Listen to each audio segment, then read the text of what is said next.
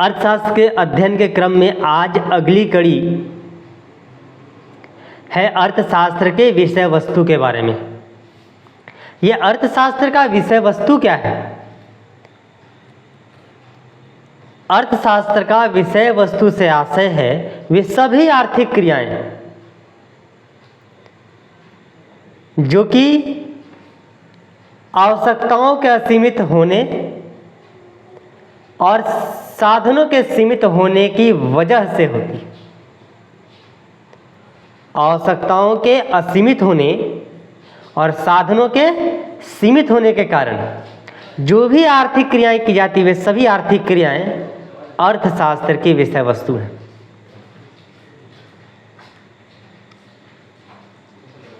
जैसे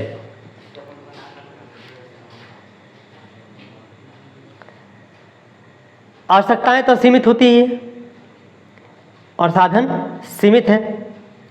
परिणाम ये होता है कि चयन करने की ज़रूरत महसूस होती है, चुनाव करने की ज़रूरत महसूस होती है। और चुनाव उपभोक्ता स्तर पे भी होता है। वो कैसे? व्यक्ति के पास आय कम है, सीमित है। अब उस सीमित आय से अपनी असीमित आवश्यकताओं से में अधिकतम संतुष्टि प्राप्त करने के लिए उपभोक्ता का जद्दोजहद चलता रहता है। उत्पादक स्तर पे उत्पादन करने के सारे साधन सीमित हैं और उत्पादन बहुत सारी चीज़ों का करना है और उन साधनों का तो प्रयोग भी विकल्प में बहुत ज़्यादा है।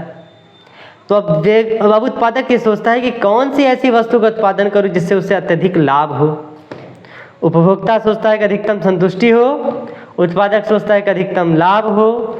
राष्ट्रीय और अंतर्राष्ट्रीय स्तर पर सरकारें सोचती हैं कि अत्यधिक कैसे सामाजिक कल्याण हो सके, अत्यधिक पूंजी की प्राप्ति कैसे हो सके, विदेशी पूंजी कैसे प्राप्त हो सके। ये सभी समस्याएं क्यों उत्पन्न हुई? चयन के कारण। और चयन की समस्या क्यों उत्पन्न हुई? ये दो कारण।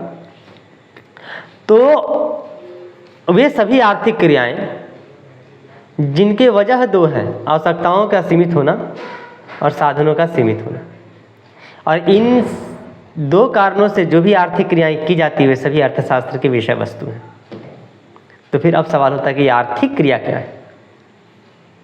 अरे भाई, वो आर्थिक क्रिया जैसे साधारणतः आप कहते भी आए हैं कि जिनका संबंध धन से है, लेकिन जरा एक व्यापक परिभाषा समझ लीजिए अच्छी तरह से। आर्थिक क्रिया वह क्रिया है जिसका संबंध उन सभी वस्तुओं के उत्पादन, उपभोग तथा निवेश से है जिनमें दो चीज। निवेश से है जिसमें जो दुर्लभ है और जिनमें उपयोगिता है। जिनमें उपयोगिता है और जिनमें जो दुर्लभ है। ऐसे वस्तु के उत्पादन, उपभोग और निवेश के लिए की गई क्रियाएं सभी आर्थिक क्रियाएं हैं। आर्थिक क्रिया वह क्रिया है जिसका संबंध वस्तुओं के उत्पादन, उपभोग और तथा निवेश से है जिनमें उपयोगिता है तथा जो दुर्लभ है तथा जिनका विनिमय किया जा सकता है तो आर्थिक क्रिया का मतलब समझ में आ रहा है। आर्थिक क्रिया के अंतर्गत क्या क्या बात आ गई? हर वो उपयोगी वस्तु या हर वो दुर्लभ वस्तु उनके उत्पादन से है, उपभोग से है, निवेश से है और जिनका विनिमय किया जा सकता है। मतलब आर्थिक क्रिया के अंतर्गत इन सब का अध्ययन कर लेते हैं कि उत्पादन क्या है। अब हमने विषय वस्तु के बारे में समझा, हमने आर्थिक क्रिया के बारे में समझा। अब आर्थिक क्रिया के अंतर चलते हैं उन सभी पॉइंट्स के बारे में जो आर्थिक क्रियाएं कहलाती हैं। पहला, उत्पादन। अब उत्पादन को परिभाषित करने से पहले ये कह दूं कि मनुष्य में इतनी क्षमता नहीं कि वो मिट्टी का एक कण भी उत्पादन कर सके। उत्पादन करने का सहज अर्थ यही लगाया जाता है ना कि किसी वस्तु का निर्माण कर देना, लेकिन ये बड़ा ही कठोर सत्य है कि व्यक्ति मिट्टी का एक कण भी नहीं बना सकता, लकड़ी का एक टुकड़ा भी नहीं बना सकता। वो किसी वस्तु का निर्माण नहीं कर सकता। तो अर्थशास्त्र में उत्पादन का मतलब क्या हुआ? निर्माण से तो है, पर क्या निर्माण करने से? एक उदाहरण समझिए कि कोई लकड़ी का लट्ठा जंगल के किसी कोने पे पड़ा हुआ है, तो उसकी उपयोगिता नगण्य है, कोई यूटिलिटी नहीं है। लेकिन अगर वही लकड़ी का लट्ठा किसी बढ़ई के द्वारा ले आया गया और उससे फर्नीचर का निर्माण कर दिया गया, तो उपयोगिता बढ़ गई ना। यहाँ कहा जाएगा कि बढ़ई ने एक उत्पादन किया, किसी वस्तु का निर्माण किया। वो वस्तु का निर्माण नहीं किया, वस्तु में निहित उपयोगिता का निर्माण कर दिया। कम उपयोगी वस्तु को अधिक उपयोगी बना देना ही उत्पादन कहलाता है। इसलिए उपयोगिता का सृजन करना ही उत्पादन है। किसी वस्तु में उपयोगिता का सृजन करना ही उत्पादन है। तो इसे ऐसे कह सकते हैं कि उत्पादन वह आर्थिक क्रिया है जिसका संबंध वस्तुओं और सेवाओं के उपयोगिता या मूल्य में वृद्धि करने से है। वस्तु और सेवाओं की उपयोगिता तथा मूल्य में वृद्धि करने से है, माने इनमें वृद्धि करना ही उत्पादन कहलाता है। अच्छा, इसे भी समझ लीजिए कि बालू के नदी के किनारे कुछ बालू पड़े हुए हैं, बहुत सारे बालू हैं, वहाँ उसकी उपयोगिता नगण्य है आर्थिक दृष्टिकोण से। लेकिन जैसे उसे उठाकर शहर की ओर बेच दिया गया, बेचने के लिए लाया गया, हो गया ना वो उत्पादन, उपयोगिता बढ़ गई ना उसकी। अब बनाते रहे बड़े बड़े अट्टालिकाएं। तो क्लियर है हुआ कि उत्पादन क्या होता है? उत्पादन वे सभी आर्थिक क्रियाएं जिसका संबंध वस्तुओं और सेवाओं के उपयोगिता तथा मूल्य में वृद्धि करने से है। मतलब उपयोगिता का सृजन करना, उपयोगिता का निर्माण करना ही उत्पादन कहलाता है। कोई किसी वस्तु का निर्माण नहीं कर सकता, उसमें निहित उपयोगिता का ही निर्माण कर सकता है।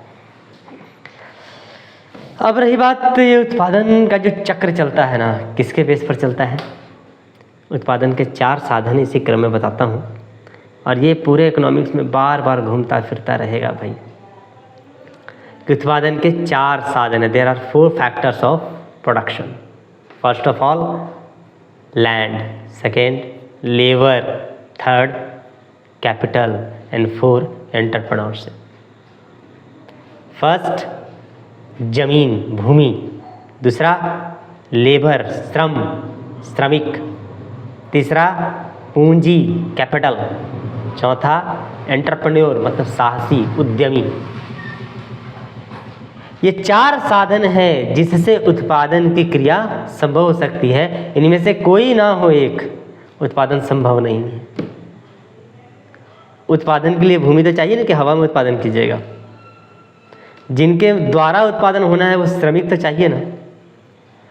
और जिस साधन के बदौलत ये दोनों हैं एक जगह पे, जमीन और ये, वो अर्थ चाहिए ना, पूंजी चाहिए ना।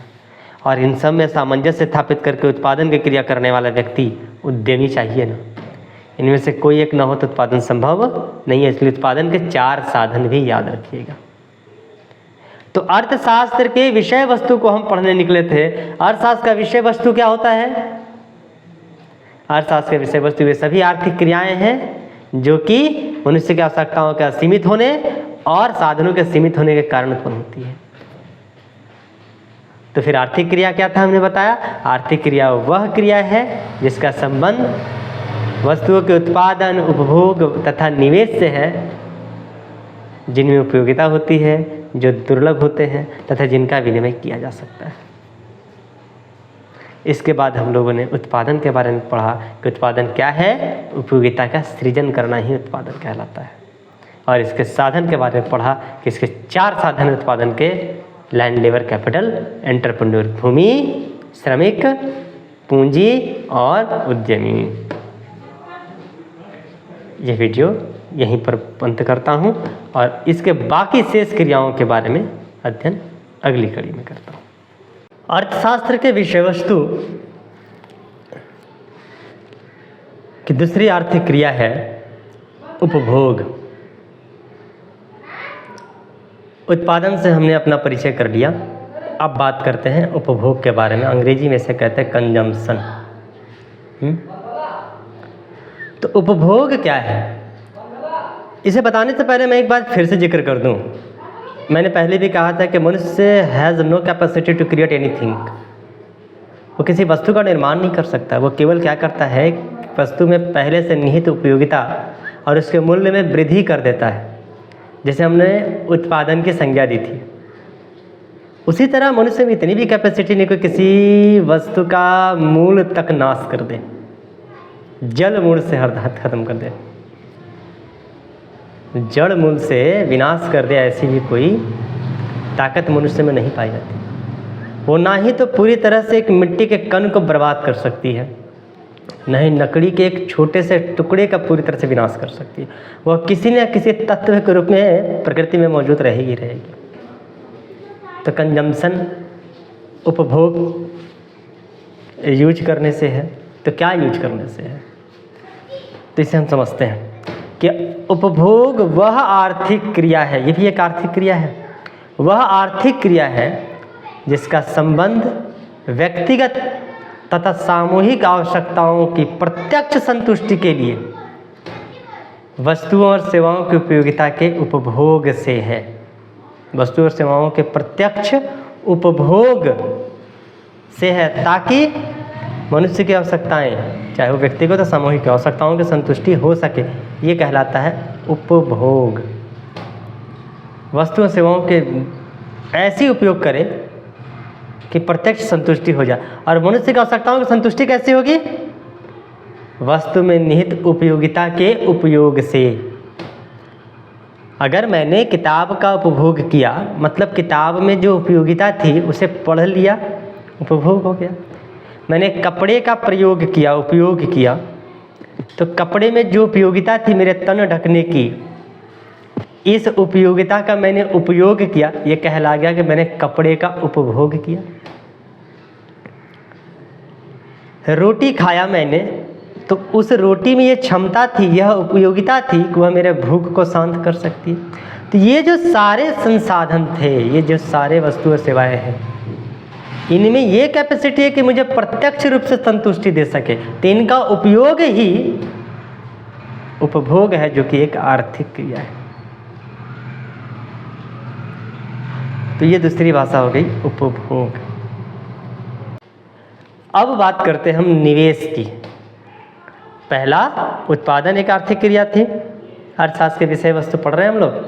तो पहला उत्पादन, दूसरा उपभोग, अब तीसरा है आर्थिक क्रिया निवेश, इन्वेस्टमेंट। जिस प्रकार उपभोग में वस्तु और सेवाओं से व्यक्ति को प्रत्यक्ष रूप से संतुष्टि प्राप्त होती थी, उपयोग कर लिया, हो गया उपभोग। कपड़े पहन लिए, हो गया उपभोग। वस्तु और सेवाओं का प्रयोग कर लिया, हो गया उपभोग। लेकिन निवेश क्या है कि वस्तु और सेवाओं को, जिन वस्तुओं और सेवाओं को उपयोग करने से व्यक्ति को प्रत्यक्ष संतुष्टि मिलती है, अब इन्हीं वस्तुओं और सेवाओं को बनाने के लिए या इन वस्तुओं और सेवाओं के उत्पादन के लिए मशीनरी वगैरह चाहिए, कल कारखाने चाहिए कि नहीं चाहिए। तो इन वस्तुओं और सेवाओं को बनाने के लिए जिन मशीनों की आवश्यकता है, उसका उत्पादन, उन कल कारखानों का उत्पादन निवेश कहलाता है। आपने कपड़े का प्रयोग किया और कपड़े का प्रत्यक्ष रूप से आपको क्या होता है, संतुष्टि प्राप्त होती है, तो ये हो गया कपड़े का उपभोग, और ये उपभोग का उदाहरण हो गया। इसी कपड़े को सीने के लिए मशीन की आवश्यकता है, और उस मशीन का उत्पादन करना अर्थशास्त्र में निवेश कहलाता है, इन्वेस्टमेंट कहलाता है। तो जहाँ उपभोग में वस्तुओं और सेवाओं से आपको प्रत्यक्ष रूप से संतुष्टि मिलती है, वहीं निवेश में वस्तुओं और सेवाओं के उत्पादन करने के लिए जिन मशीनों का आप उत्पादन करते हैं, इससे व्यक्ति को अप्रत्यक्ष रूप से संतुष्टि मिलती है। एक प्रत्यक्ष रूप से संतुष्टि मिलती है, दूसरा अप्रत्यक्ष रूप से संतुष्टि। तो ये हुआ निवेश। मतलब सीधी सी बात है, मशीनों का उत्पादन। मशीनों का उत्पादन क्यों, कि ताकि वस्तु और सेवाओं का उत्पादन हो सके, ताकि उस वस्तु के उत्पादन से, उस सेवाओं के उत्पादन से मनुष्य की आवश्यकता की संतुष्टि हो सके, अतः निवेश उस मशीनों की उत्पादन को कहा जाता है। अब अगली कड़ी है विनिमय। अब बारी आती है विनिमय की, एक्सचेंज। ये क्या होता है? विनिमय भी एक आर्थिक क्रिया है, अर्थशास्त्र का विषय वस्तु, और इसका संबंध जो है ना किसी वस्तु के उत्पादन के जो साधन है ना उसके क्रय विक्रय से। पहले ही बता चुका हूँ उत्पादन के साधन कौन कौन सा है, वही लैंड, लेबर, कैपिटल और एंटरप्रेन्योर, भूमि, श्रम, पूंजी और उद्यमी। ये चारों साधन के क्रय विक्रय से संबंध है विनिमय का। इन चारों साधनों का किस प्रकार क्रय विक्रय किया जाए, जो कि मुद्रा के माध्यम से होता है, पैसे के माध्यम से होता है। इसलिए विनिमय को जो है ना कीमत निर्धारण भी कहा जाता है, प्राइस डिटर्मिनेशन। यहाँ मूल्य निर्धारण करना पड़ता है क्योंकि फैक्टर ऑफ प्रोडक्शन तो 4। अब इसे फैक्टर ऑफ प्रोडक्शन का वैल्यू डिटर्मिनेशन एक्सचेंज कहलाता है, क्योंकि वस्तु का प्रोडक्शन करना है, उत्पादन करना है, तो आधार तो वही 4 साधन है, और इन चारों साधनों में से कितना प्रयोग किया जाए, कितने का प्रयोग किया जाए, विनिमय आ गया। अरे भाई, उत्पादन करने के लिए भूमि की आवश्यकता है, तो भूमि या तो आप खरीदेंगे या तो आप किराए पे लेंगे। मूलतः आप किराए पे लेंगे, बहुत बड़े पैमाने पे उत्पादन करना है, भूमि आप किराए पे लेना है, तो उसका लगान तो निश्चित करना होगा ना, उनका पुरस्कार तो तय करना होगा, कितनी भूमि ली जाए और उसका लगान कितना देना है, रेंट। इसलिए लैंड को रेंट चाहिए, इसका डिटर्मिनेशन, इसका मूल्य का निर्धारण एक्सचेंज कहलाता है। ये आर्थिक क्रिया, इन्हीं साधनों का क्रय विक्रय। लेबर, तो कितनी मात्रा में लेबर होंगे भाई आपके पास, उनको तो हायर कीजिएगा ना, मजदूर तो लाइएगा ना, तो उन मजदूरों की मजदूरी तो तय करनी पड़ेगी, तय करना पड़ेगा ना उनका क्या मजदूरी देना है और किस माध्यम से मजदूरी देनी है। ये अर्थशास्त्र का विषय वस्तु है। इसे संपूर्ण अर्थव्यवस्था में हम, अर्थशास्त्र में हम उत्पादन, उपभोग, विनिमय को पढ़ने वाले हैं।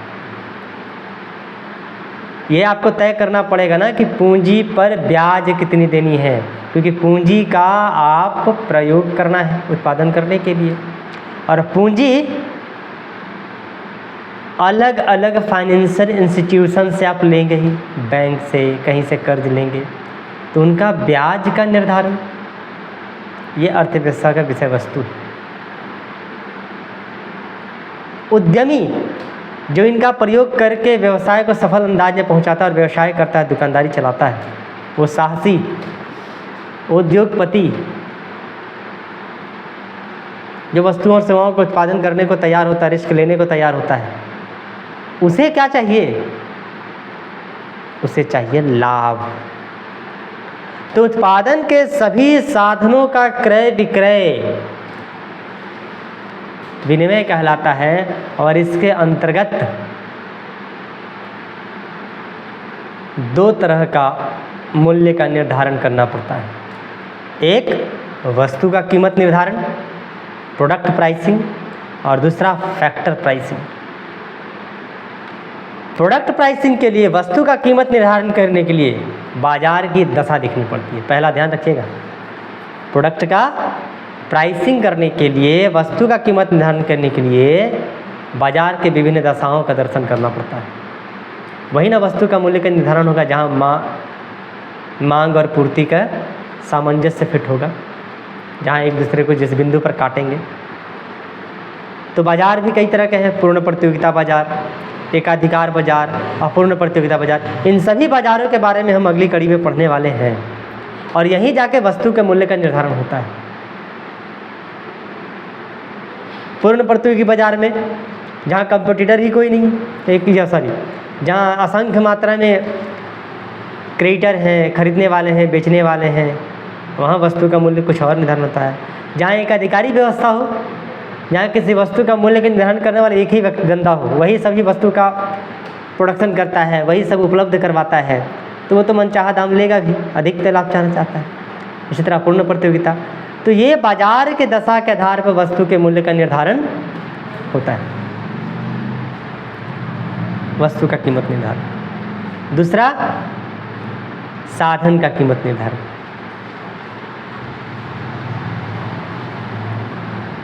वस्तु के उत्पादन करने के लिए जिन साधनों की आवश्यकता होती है, उन साधनों का भी मूल्य का निर्धारण, जो कि मैंने पहले चर्चा कर चुका हूँ। भूमि को लगान, पूंजी को ब्याज, श्रम को मजदूरी और उद्यमी को जो साहसी है उसे लाभ, इसका निर्धारण करना पड़ता है। तो अर्थशास्त्र ज्ञान की वह शाखा है जो धन के सीमित साधनों के उपभोग, उत्पादन, विनिमय और वितरण का अध्ययन है। एकदम स्पष्ट रूप से कहा जा सकता है। ये था अर्थशास्त्र का विषय वस्तु, जिसके जरिए हम लोग उत्पादन को समझें, उपभोग को समझें, उत्पादन को समझें। जहाँ वस्तु और सेवा की उपयोगिता बढ़ती है, मूल्य का में वृद्धि होती है तो उत्पादन कहलाता है, वहीं उपयोगिता का ह्रास होता है तो वो उपभोग कहलाता है, जिससे वस्तुओं और सेवाओं के माध्यम से व्यक्ति को प्रत्यक्ष संतुष्टि मिलती है। और अप्रत्यक्ष रूप से संतुष्टि प्रदान करने के लिए, जिसके अंतर्गत मशीनों का उत्पादन किया जाता है ताकि वस्तुओं और सेवाओं का उत्पादन किया जा सके, वो निवेश तीसरी आर्थिक क्रिया हो गई। और चौथा, विनिमय, जिसके अंतर्गत मूल्य का निर्धारण होता है। कैसे मूल्य का निर्धारण? साधनों का, क्योंकि वहीं साधनों का क्रय विक्रय किया जाता है और साधनों का क्रय विक्रय ही विनिमय कहलाता है। तो ये कड़ी हमने आज पूर्ण करी कि साधन और अर्थव्यवस्था का विषय वस्तु। इन सब का नोट्स आप बनाते चले, क्योंकि स्क्रीन पर जिस तरह के प्रश्न आपके पास मार्क्स के लिए चाहिए वो आते रहेंगे, और उसे आप नोट डाउन कर लीजिए और मेरे द्वारा दिए हुए सारे व्याख्या को ध्यान से सुन लीजिए। आपके ज्ञान थोड़े गहरे होंगे और आपको बहुत सफलता मिल सकती है।